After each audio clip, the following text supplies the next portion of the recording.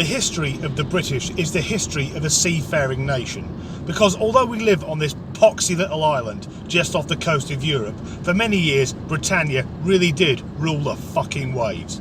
Now, although those days are long behind us now, we have a rich culture which I think should be cherished and explored, so it made me sad to read that the Scottish Maritime Museum is having to change its displays in order to stop them being vandalised.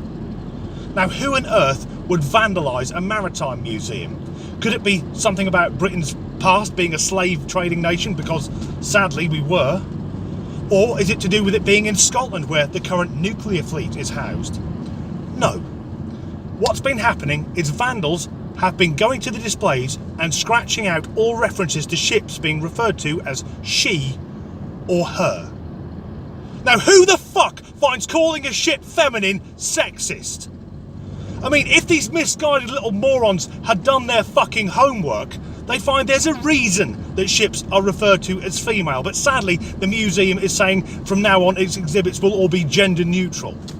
But the reason ships are referred to as she or her is because for hundreds, if not thousands of years, sailors said that their ships were female in order to win favour with goddesses, that they might grant them safe passage. So these were male sailors praying to female deities. The sexist fucking bastards! In fact, the figureheads on ships, they were originally put there with the belief that a goddess could inhabit it, look through the eyes and guide them safely past rocks. So calling ships female isn't sexist, it's about saying goddesses were more powerful than gods, that women were more powerful than men.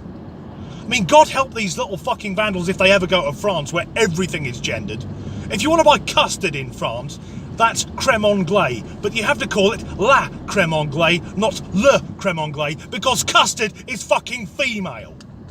But getting back to ships, I think having a gender for a ship creates an emotional attachment, just in the same way that when they give them names, it does the same thing. Which ship would you rather sail on? Now imagine you're down at Southampton, there's one of the royal family losing a bottle of champagne at the side of a new ship, although now that would be frowned upon. There'd be some fucking SJW going, well, the grapes in that champagne could have fed a starving African family for 38 years. But one of the royals, let's say it's Prince Charles loses the bottle at this ship and goes, I named this ship the Disgruntled Danny, God bless her and all who sail in her. Now, contrast that with Charlie losing some alcohol-free champagne now at this new ship, saying, I named this ship the, I don't know, the fucking radish, this gender-neutral non-entity. God, unless you're an atheist, then nothing blesses it. But we'll say, actually no, we'll call it Allah. Allah bless this ship, because then there's less chance of it getting fucking blown up. Allah bless it, and everyone who sail upon it, Heil Hydra. But what's to be done with the fucking vandals?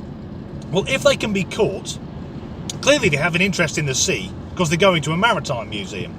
So how about we put them on a boat and take them off the coast of Scotland, and on the journey we can explain to them how many thousands of British sailors died to give them the freedom that they take for granted, that they go out vandalising the past, not understanding the sacrifices that have been made. And then when we get them to international waters, we can tip the cunts over the side and let them fucking drown.